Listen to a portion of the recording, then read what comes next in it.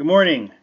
The purpose of this lecture is to just give you an overview of the Dhammapada, which I hope by now you'll have taken a pass at.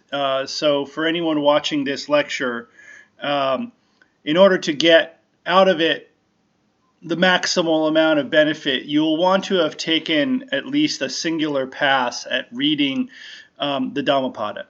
I will not, obviously, in the course of a single lecture, be able to treat of all of the material that is covered in that fabulous text, but I will spend a little bit of time on a number of key verses that I think are very important and try to unpack them a little bit and to explain what some of the philosophical significance of those verses are in the context of trying to get a general sense of what Buddhist philosophy is all about, both in general and in particular in terms of the material that is contained in the Pali Canon. Recall from our previous discussion in week one that this idea of Dharma, which Karl Popper called in the first chapter of his Presuppositions of Indian Philosophy, one of the four canonical attitudes or orientations towards life. It's in the Dhammapada that we really are afforded an opportunity now to think about the way in which Buddhist thinkers have taken up with this notion of the Dharma and transformed it into something uniquely their own. So this word Dharma, or in the Pali Dhamma, it means many things for the Buddhist philosophers. Okay, in the context of classical Indian philosophy more widely, it has the meaning of a kind of dutiful attitude whereby others in relation to oneself are treated as oneself in the context of a kind of obligation or duty to them. The dynamic that exists between two individuals in a dharmic relationship is one of respect. But in Buddhism, this term dharma starts to have quite a few more permutations of meaning. So what I'd like to do here is just to start is outline a few of them. On the handout, and this is the top of page 6 of the handout, I enumerate 4 meanings. Now, one is already familiar to us. The Dharma or the Dhamma is the teaching of the Buddha. And this also can be thought of as a kind of laws of nature of how the psychological reality and the physical reality interrelate causally, that the Buddha specifically points out, and that the Buddha's Dharma is a way of understanding this relation of psychophysicality with an eye to helping one become liberated. But a dharma or a dhamma also refers to other teachings besides those of the Buddha. So we saw examples of this in the discourse on the Noble Quest that we read this week as well. Any teacher that propounds a doctrine, that doctrine can be called a dharma. And as we'll see, K.R. Norman, who translated the Dhammapada for us, titles the English the word of the doctrine, and so translates the word dhamma as doctrine. Now, a dhamma or a dharma can also be a kind of mental structure, and we will see this use of the notion of a dhamma or a dharma once we start reading some of the meditation literature in a few weeks' time. In particular, we will see that there are 4 foundations of mindfulness called satipatthanas, and that dhammas or dharmas are one of those 4. And so they constitute a particular mode of contemplation, a particular way of observing one's own life and its interactions with its world. And so dharma in this context of usage can mean something more specifically psychological and pertaining to the individual in the context of meditation practice. And finally, and perhaps for our purposes as students of philosophy, most importantly, a dhamma or a dharma will come to have a metaphysical significance in the Abhidharmic tradition, which we will read some materials from in a few weeks' time again. And so a Dhamma in this context means any discrete element of reality that bears its own nature. So the dharmas become the metaphysical bedrock out of which everything else is composed. So it's very like atoms, but atoms that cannot be further broken down into parts. So dharmas are the basic fabric out of which all ordinary objects are composed. And so it will turn out for the Abhidharmikas, the Abhidharma philosophers, that there are no such things as objects. There are only collections of dharmas organized in an object-like fashion. And it will turn out that there are no such things as persons or selves, but simply collections of dharmas organized person-wise or organized self-wise. So that's something that we'll address in more detail when the time comes. But just to give you an idea of the plasticity of this term, this word dharma or dhamma, and the many different uses that it's put to in the context of Buddhist philosophizing. So in the context of our discussion of the Dhammapada, we're clearly the title of the Dhammapada is clearly referring to the first definition, the teachings of the Dharma of the Buddha. And the pada of Dhammapada is a collection of words in a poetic form, better translated as verse. Thus, we might translate the title Dhammapada as verses of the teaching, or as we've seen, Norman calls it the word of the doctrine. Now, we talked about this a little bit on Tuesday, but it bears repeating that the purpose of this text is a kind of poetic manual. It gives someone new to the teaching of Buddha an overview of what the Dharma is all about. And the images in this text, as I'm sure you've noted in your reading, are quite evocative. And the verses, while terse, are quite vibrant. And so my purpose in having you read this text in its entirety is to just invite you into the Buddhist philosophical way of thinking, in a similar way that others in the past have been invited, because that was the functional role of this text in the canon. It was to be a kind of invitation and a kind of overview into the philosophical life world of the Buddha Dharma. So this is why I wanted you to read this text. To summarize the teaching in a single pada, we can turn to the following verse, which is a cornerstone for the entire teaching of Buddhism. It's from chapter 14, verse 183, and it says that the avoidance of all evil, and this is in the middle of page 6 of your handout, by the way. The avoidance of all evil, the undertaking of good, the cleansing of one's mind, this is the teaching of the awakened ones. And here we will see, throughout the text, in fact, a preoccupation with the cultivation of mind. And this is sort of the philosophical bedrock of all Buddhism, is that there's a deep preoccupation with the nature of mind, how it works, and an attempt to use contemplative practice to transform the mind's habitual functioning into a new way of being that allows for there to be less suffering.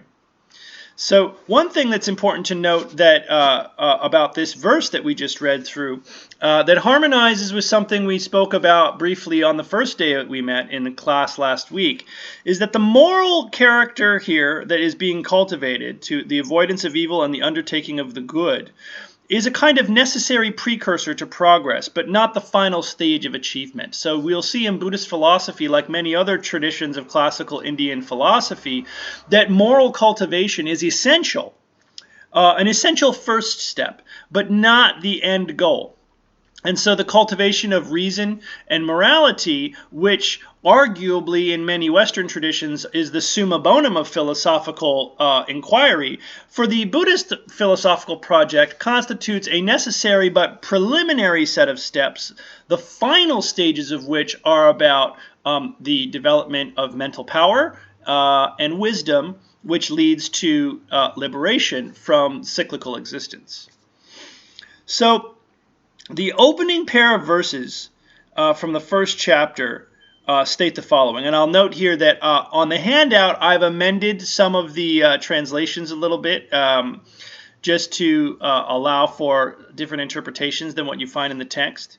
So, but the opening pair of verses, very famous, very important verses, state the following: that first, Dhammas are preceded by the mind. Now, I've left Dhammas untranslated on purpose to allow us to think about the different definitions of Dharma or Dhamma that we already just talked about, and which one of those definitions we could plug in for this in order to generate different meanings for the verse. So the verses read as follows: Dhammas are preceded by the mind, have mind as their forerunner, are made by the mind. If one acts or speaks with an evil mind, from that sorrow follows them as the wheel follows the foot of an ox. Dharmas are preceded by mind, have mind as their forerunner, are made by mind. And if one acts or speaks with a pure mind, from that happiness follows him like a shadow not going away.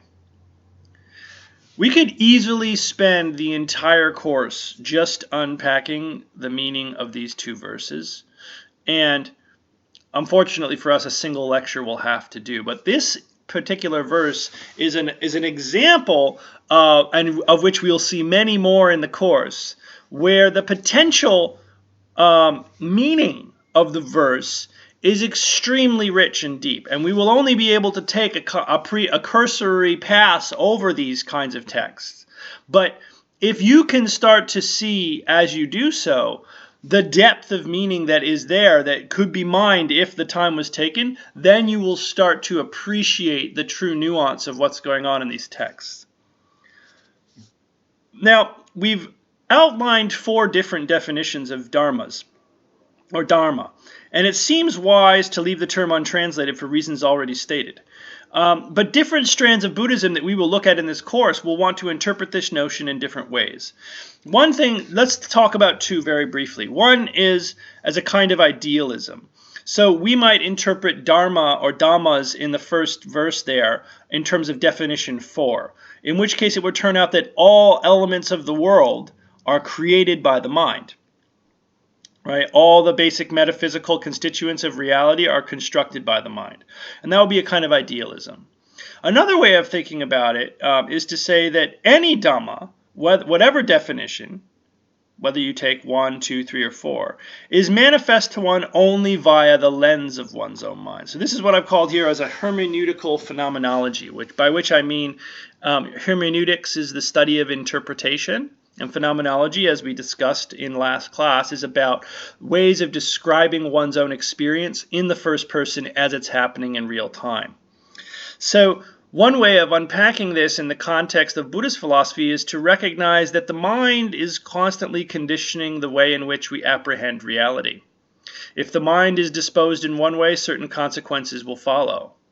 So the mind is a kind of field in which we plant seeds of intention, which then flower into consequences. And this kind of imagery of gardens and seeds and plants will dominate the padas that follow in the following chapters. Another way of putting the point being made in these padas is that all phenomena, everything that exists, is dependently originated according to the law of kamma or karma. We will get into the details of what that means in the next 2 or 3 weeks or so. But in the meantime, I think the most philosophically interesting and broad way of interpreting what these verses are saying is that how you frame things will have an impact on how your life goes. And that's not entirely it's not an uncontroversial claim, but there's a deep thread of common sense to it at the same time, right? So each of these verses concludes with a moral example, which is that if you act and speak with an evil mind, with ill intention, then you will be miserable. And if you act and speak with a good intention, with pure mind, then happiness will follow. Now, those are controversial claims as well, right? Good intentions don't necessarily lead to happiness. So the Buddhists will have an uphill battle there philosophically. But I think regardless of whether you buy into the moral psychology about the connection between emotions like sorrow or happiness and the nature of one's intent, at a higher level of generalization, the verses, I think, embody a certain view that is highly plausible, namely that all the elements of your experience, everything that you come to know, enters into your awareness through a framework that you have antecedently endorsed. And part of what the Buddhist philosophical project will involve in its moral register is starting to reckon with what those antecedent commitments are and what we can do about them if we find that they are inadequate. So I now want to turn to the second chapter. The theme here is this idea of cultivating care, or carefulness, heedfulness, appamada. And the idea here is that we are often heedless of our conduct in the world around us, and that this leads to great suffering. We're often not paying attention in the right way, in this careful way. And so these passages are actually incredibly important and really sort of raise the stakes for what the Buddhist project is on about. So at the bottom of page 7, I've reproduced this for you. It says, "Heedfulness is the place of the death-free. Heedlessness is the place of death. The heedful do not die. The careless are as though dead already." Or the heedless are as though dead already. Now, the message here is quite stark, as you no doubt see. To go through life without heedfulness is to be as if dead already. And this actually echoes a sentiment that we find across the pond in Greece when Socrates, who claims in Plato's Apology that the unexamined life is not worth living. But it's worth noting that these are two very different claims, right? The Socratic claim is normative. It makes a claim about the worth of a life in light of whether or not it has been examined. But the Buddhist claim is actually more stark and more descriptive because it asserts that to live without heedfulness is to be as though dead. So how would you motivate that claim? That's a very strong claim. If you're not paying attention to your life, you're literally a zombie, right? You are the living dead. So how might we motivate this? It might be.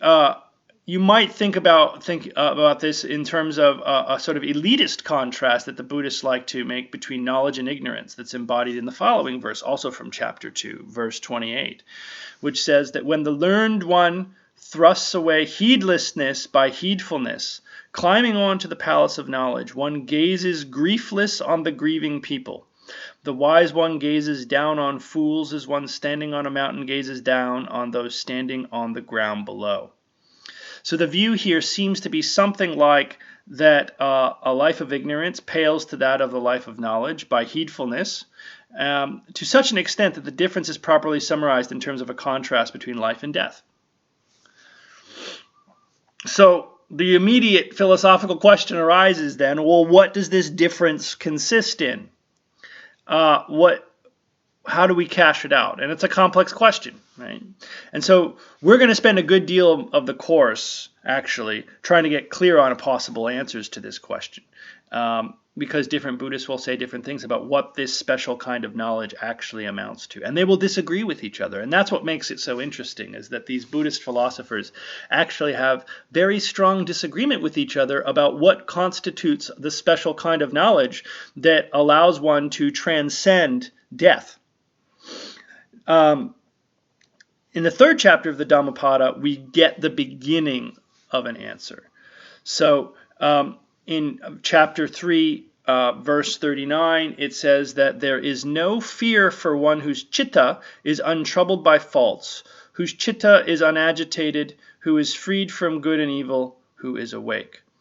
So Norman, in your translation, translates citta as thought. And this translation is correct, but not entirely helpful, as the term citta can also have a wider semantic range than just thought. It also denotes consciousness and mind more generally, and it's also used in contexts where it might also mean something like mood.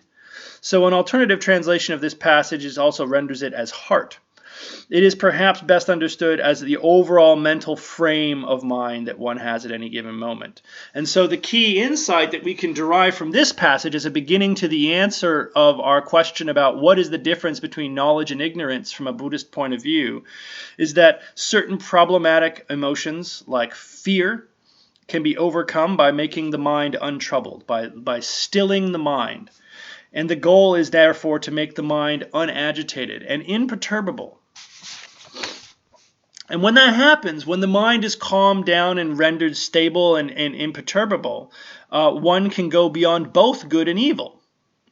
So in the earlier texts here, we see this interesting idea, later echoed in the Western tradition by thinkers like Friedrich Nietzsche, that there's a certain amount of instrumentality here about morality, and that in the final stages of spiritual development, one actually passes beyond the dichotomies of good and evil. And the cultivation of morality is really just in the service of a higher realization and a deeper freedom. And to achieve that freedom, one must engage in a course of practice to develop certain qualities of mind that help one to overcome their entrenched habits. And we will get into some details of how that works in the following weeks. So one of the global features of Buddhist philosophy is the conviction that the processes of the mind and the processes of nature are very much isomorphic. So the Buddhists aren't as worried about mind-body dualism as early modern philosophers, as you might have studied, like Descartes, for example.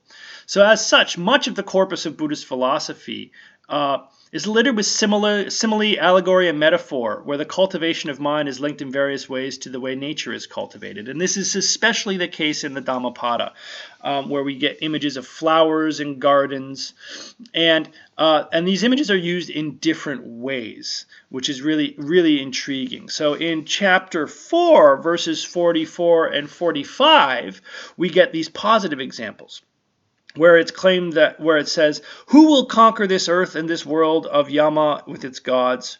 Who will gather the well-taught word of the doctrine as a skillful one gathers a flower?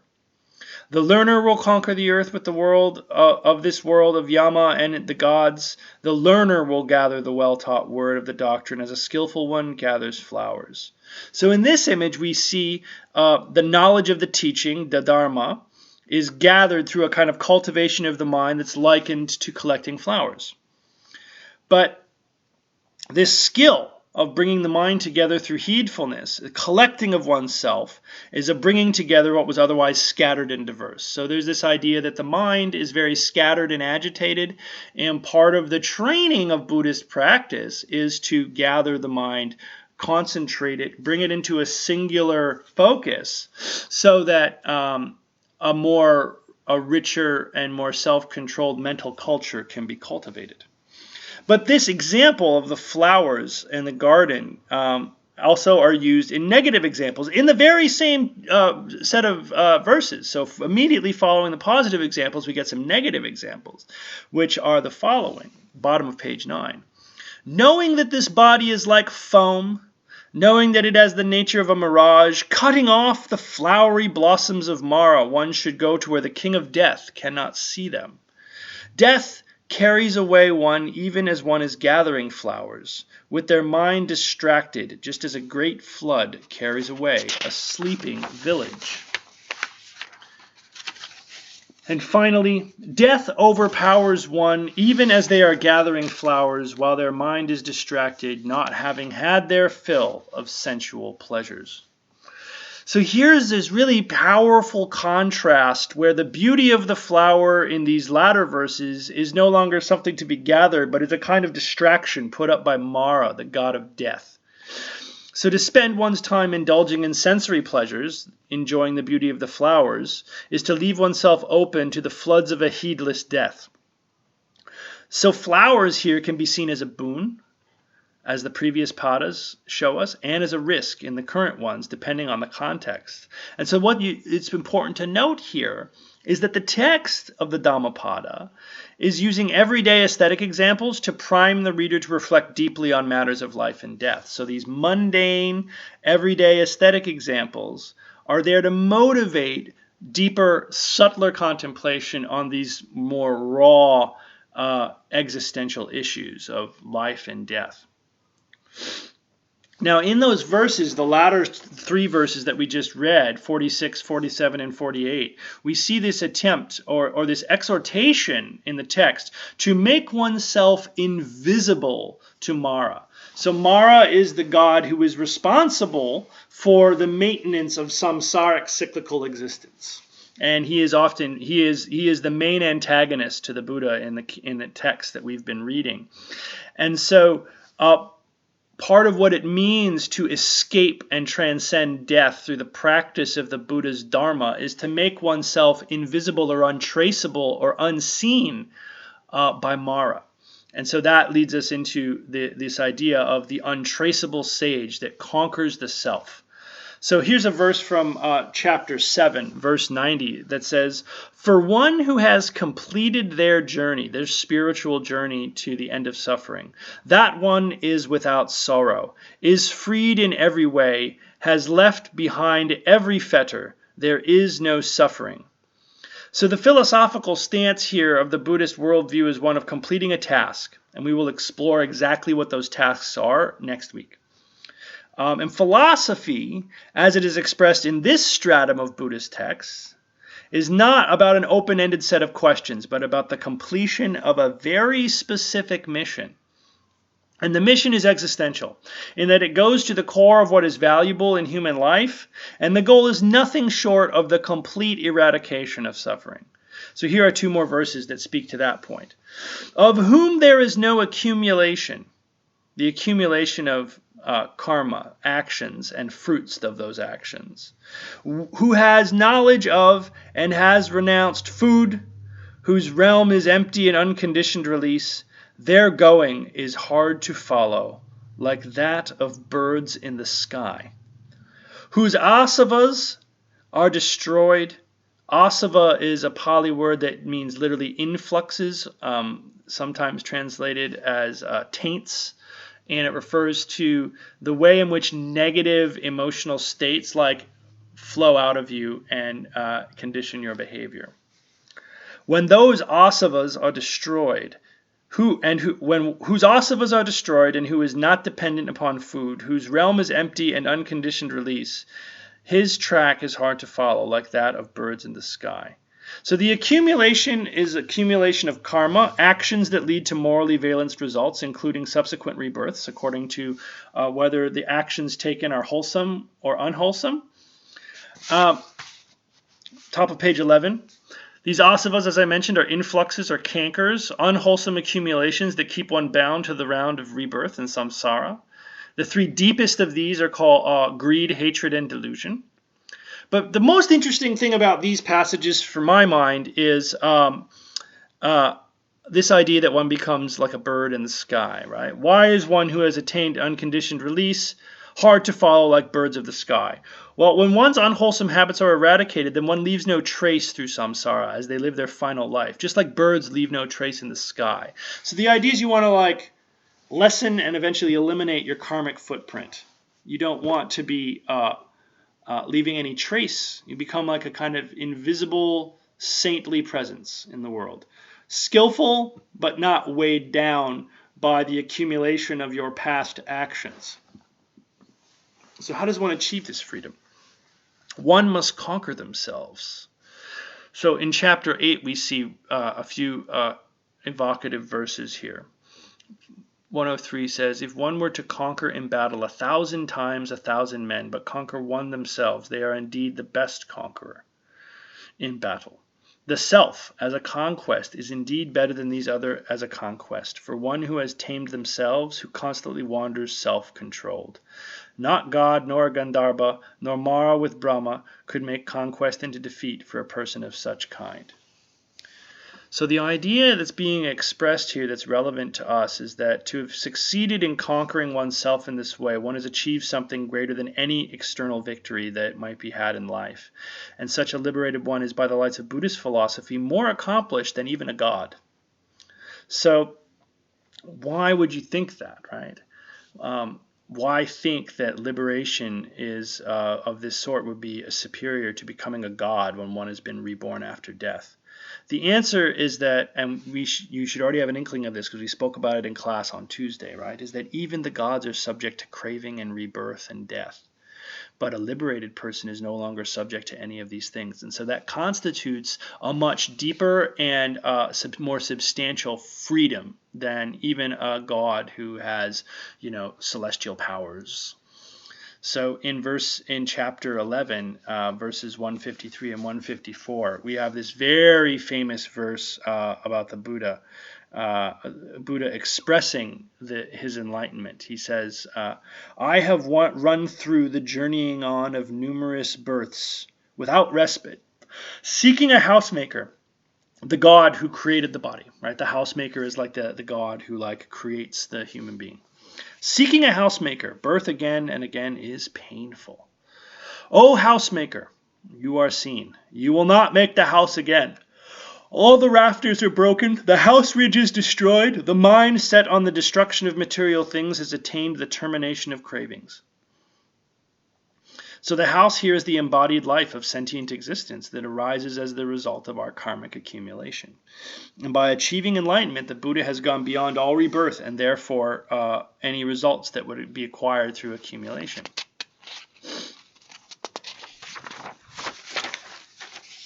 To go beyond rebirth is to abandon all pleasure and pain. And this is where the extreme nature of the Buddhist philosophical project comes to the fore.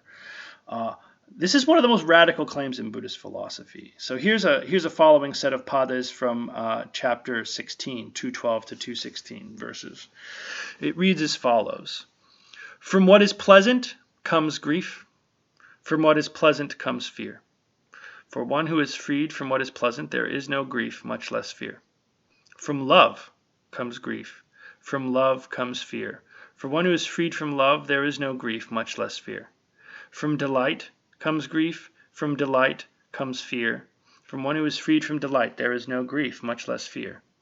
From sensual pleasure comes grief. And from sensual pleasure comes fear. For one who is freed from sensual pleasure, there is no grief, much less fear. And finally, from craving comes grief. From craving comes fear, and for one who is freed from craving, there is no grief, much less fear. So why would something as positive as pleasure, love, and delight lead to grief and fear? That's the question. And the Buddhists have a very powerful answer to that, and it's to say that all of these things are conditioned, and here's the next verses on the middle of page 12, all conditioned things are impermanent. And so when one sees this with wisdom, when one is wearied of suffering, this is the path to purity. And because all things are impermanent, all conditioned things are therefore dukkha, suffering. And when one sees this by wisdom, then one is wearied of suffering, and this is the path to purity. And all dharmas, all phenomena, are not self. And when one sees this by wisdom, then one is wearied of suffering. This is the path to purity. So the idea is that even these positive things, because they will be taken away from you, because they're unstable and changing, they lead to a lot of grief and misery. And fear of losing out on what you love, fear on losing out of what you delight in or what gives you pleasure, and fear of losing those things. And so the grief and fear can be eliminated if we transcend our attachment to those positive things. Now, this passage from chapter 20 on the path, the one that talks about impermanence, dukkha, and not self, this becomes a deep theoretical axis in subsequent Buddhist philosophizing. It's sometimes referred to as the tilakkhana, the three marks of existence. And the claim here is that everything that exists is impermanent, changing, unstable, and because of that, subject to cause you misery and grief, but luckily for us, not self. Not to be identified with. There is no element of existence that can be grabbed onto or clung to as a core unchanging element of who we are. Everything is changing. And so to understand this concretely within oneself constitutes a pathway out of attachment to all these things that we might otherwise spend most of our lives being deeply attached to. So these claims from chapter 20 here that I've quoted on the bottom half of page 12, we can put them into an argument. And this will be our first example of a kind of schematization of argument that you will come to get used to in the course of our discussions together, where I will endeavor to extract in what we like to call in philosophy standard form arguments. A standard form argument is one where you have a bunch of premises and a conclusion numbered out. And so what I'm going to try and do as we proceed is when there are knotty bits of text that I think express really clean arguments, I will show you the text as I've done here. I've sort of put the the verse out there for you as it's expressed in the text, and then below it extract an argument and put the verse or put the passage in the form of an argument. So this is something that you'll want to get used to, and ideally for your own development, see if you can start to do this in your own reading and thinking. So when it comes time to write for the course, for example, you might endeavor to try and express your own reconstructions of what you think is going on in a relevant text in the form of a standard form argument. So here's the argument. Phenomena, dhammas, are conditioned insofar as they're subject to laws of cause and effect. If dhammas are subject to laws of cause and effect, then they are impermanent. They do not last, they change. Therefore, dhammas are impermanent, subject to change. Fourth premise, last page of your handout. If all dharmas eventually change, then all dhammas are dukkha. They are not sources of lasting satisfaction and security. Therefore, dhammas are dukkha. They are not a source of lasting satisfaction or security. But if all dharmas are not a source of lasting satisfaction or security, then all dharmas are not the self. Therefore, all dharmas are not the self. Now, this is a first pass at a Buddhist argument for the non-existence of the self, and we will explore many other iterations of that argument in the weeks that follow. But for now, what I want you to focus on is just the method that I'm trying to employ to help you think more analytically and precisely about what the claims are being made and why they might be believable or not believable. So in conclusion, I want to sort of give you a preamble about what's going to come next. Things are going to get more focused now, okay? So the text that we're going to read will explore much more specific aspects of the teachings of Buddhist philosophy, and we will have more formal arguments that we will extract and reconstruct. So things are going to start to look a lot more like what we might formally call philosophy. Now, that being said, it's important to keep in mind all the way through, in fact, that the focus of the text will remain persistently soteriological, and that means focused on the problem of suffering and the liberation from suffering. So we always want to make sure that as we get deeper into the theoretical aspects of the Buddhist philosophy, that we understand their practical and moral significance and the reason these arguments are being deployed in the way they are. Okay, so that was a quick run through of the Dhammapada. If any of you have any questions about anything that I've discussed in the lecture today, please feel free to email me, and I will try to get back to you as soon as I can. And I will see you on Tuesday of next week. And just make sure that you've taken a first pass at the readings that are on the syllabus for next week's class. And we will keep pressing on with our discussion of Buddhist philosophy. Okay, see you then.